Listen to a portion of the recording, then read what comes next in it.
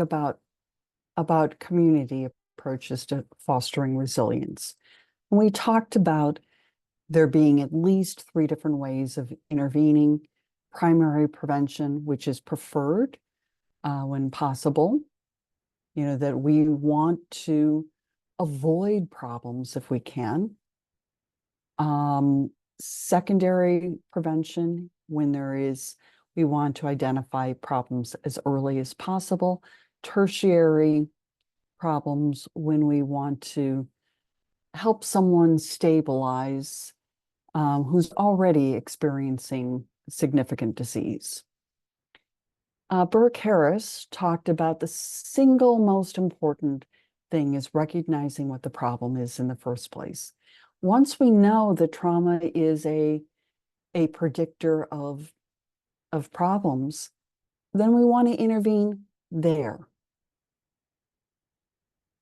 Now, one piece of what we want to be doing here is thinking about what kinds of coping strategies, interventions increase your risk or decrease your risk.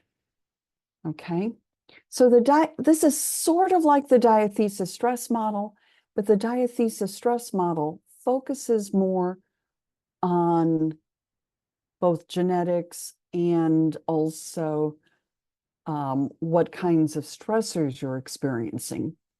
The liability threshold model says, so the individual and the community and the family can all step in and do something different so that we don't have to experience a problem.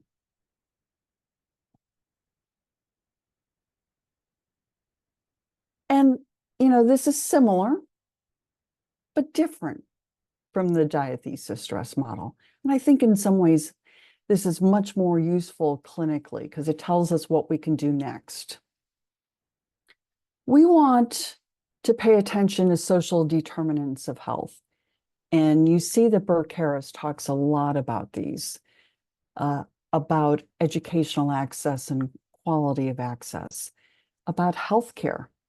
That when she initially started, there were no providers in the Bayview area, actually 1 for 10,000 children. And to bring providers in and intervene decreases the rate of problems. What is a neighborhood like? What can we do to make it safer, healthier? What is the social and community context?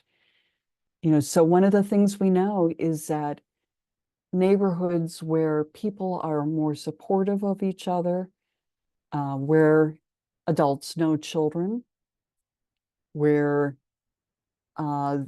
people are supporting each other, that's a much better environment to raise children in. And where there's economic stability, so where adults can get jobs if they want jobs. If we know about these social determinants of health, we can do things to change the infrastructure so that we can handle things differently. We can address the policy and law that maintains problematic environments. We can study it. We can develop what kinds of evidence there is, look at what evidence there is that will help us to recognize and change things. We can develop partnerships and, within the community, and we can engage them. So these are looking at social conditions for individuals and families, but also structural conditions, for rules and policies in the community, state, and nation.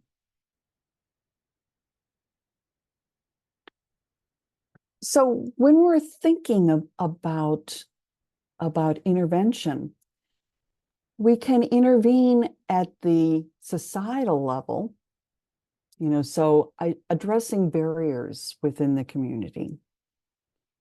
We can intervene more at the family level, the individual level, things like working with families where there's an adult in prison, help them, deal with obesity and develop a better diet, decrease homelessness, treat mental illness, treat health problems.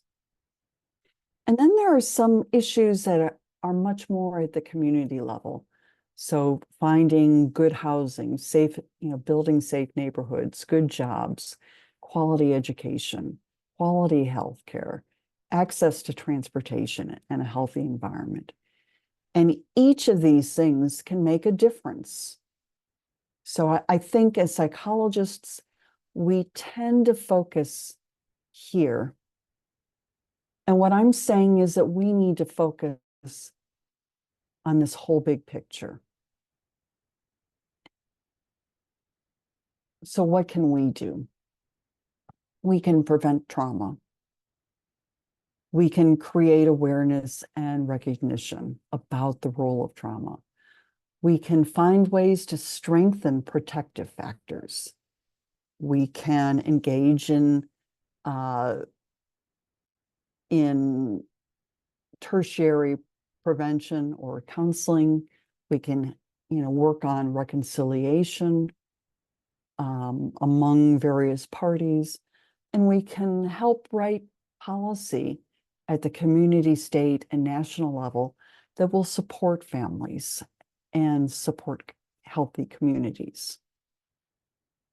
I'm going to stop here, and I'll see you in the next video. Take care. Bye-bye.